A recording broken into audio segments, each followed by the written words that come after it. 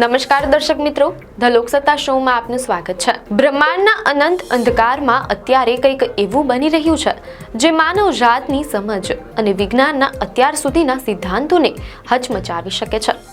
તમે પૃથ્વી પર બોમ્બ વિસ્ફોટોના અનેક વિડીયો જોયા હશે, પરંતુ નાસાના શક્તિશાળી હબલ સ્પેસ ટેલિસ્કોપે અંતરિક્ષમાં બે પ્રચંડ પદાર્થો વચ્ચે થયેલા ભયાનક મહાવિસ્ફોટની તસવીરો કેદ કરી છે। આ ઘટના પૃથ્વીથી 25 પ્રકાશ વર્ષ દૂર ફોમલહોટ નામના તારા નજીક બની છે। વૈજ્ઞાનિકો આ ઘટનાને આપણા સૌરમંડળના શરૂઆતના દિવસો સાથે સરખાવી રહ્યા છે। આ એવો વિસ્ફોટ છે જે સાબિત કરે છે કે બ્રહ્માંડમાં ગ્રહો અને તારાઓ બનવાની પ્રક્રિયા કેટલી તોફાની અને વિનાશક હોઈ શકે છે। ચાલો જાણીએ, નાસાએ કેદ કરેલી આ તસવીરોમાં એવું તે શું છે જે ખગોળશાસ્ત્રીઓને આશ્ચર્યમાં મૂકી રહ્યું છે।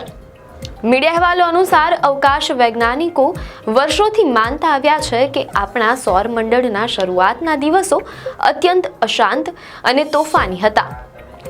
એ સમયે નવા બનેલા ગ્રહો, લઘુગ્રહો અને ધૂમકેતુઓ સતત એકબીજા સાથે અથડાતા હતા, જેના કારણે પૃથ્વી અને ચંદ્ર પર કાટમાળનો વરસાદ થતો હતો। નાસાએ હવે પૃથ્વીથી દૂર એકબીજા તારામંડળમાં બરાબર આવું જ દ્રશ્ય લાઈવ જોયું છે। મીડિયા અહેવાલો અનુસાર હબલ ટેલિસ્કોપે ફોમલહોટ તારાની આસપાસ ગ્રહમંડળમાં આવી જ વિનાશક અથડામણો કેદ કરી છે।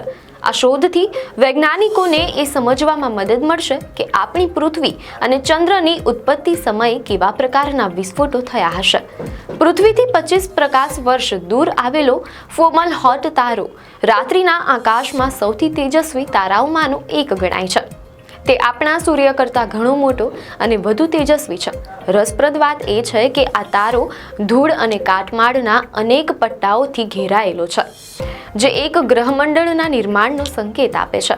વર્ષ 2008માં વૈજ્ઞાનિકોએ આ તારાની આસપાસ ફોમલહોટ બી નામના એક સંભવિત ગ્રહની શોધ કરી હતી, તેમ અહેવાલોમાં જાણવા મળેલ છે।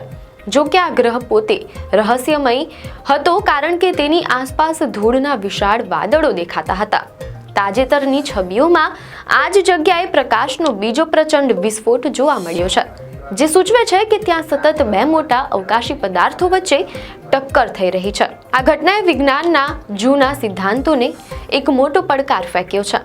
મીડિયા અહેવાલોમાં જાણવા મળેલ છે કે યુનિવર્સિટી ઓફ કેલિફોર્નિયાના મુખ્ય સંશોધક પોલ ક્લાસે જણાવ્યું છે કે તેમણે પહેલીવાર આપણા સૌરમંડળની બહાર કોઈ ગ્રહમંડળમાંથી આ રીતે પ્રકાશ નીકળતો જોયો છે।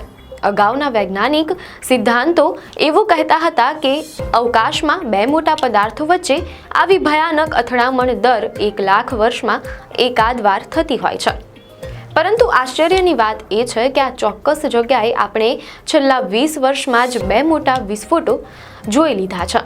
આનો અર્થ એ છે કે બ્રહ્માંડમાં અથડામણોની પ્રક્રિયા આપણે ધારીએ છીએ તેના કરતાં ઘણી વધારે ઝડપી અને વારંવાર થતી હોઈ શકે છે। શરૂઆતમાં જેને ગ્રહ માનવામાં આવતો હતો તે કદાચ કોઈ મોટો ઘન પદાર્થ ન હોઈ શકે, પરંતુ બે બર્ફીલા ધૂમકેતુઓ અથવા લઘુગ્રહોની ભયાનક અથડામણથી પેદા થયેલું ધૂળનું વાદળ હોઈ શકે છે।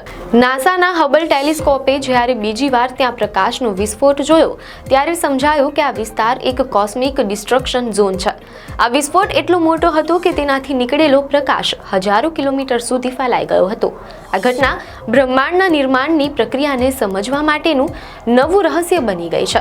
નિષ્ણાંતો હવે આ ઘટનાનું ખૂબ જ બારીકાઈથી નિરીક્ષણ કરી રહ્યા છે।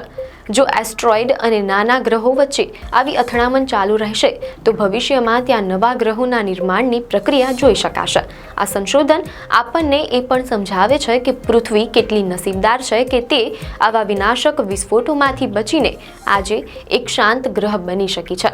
નાસાની આ તસવીરો સાયન્સની થિયરીઓને ફરીથી લખવા માટે મજબૂર કરી રહી છે।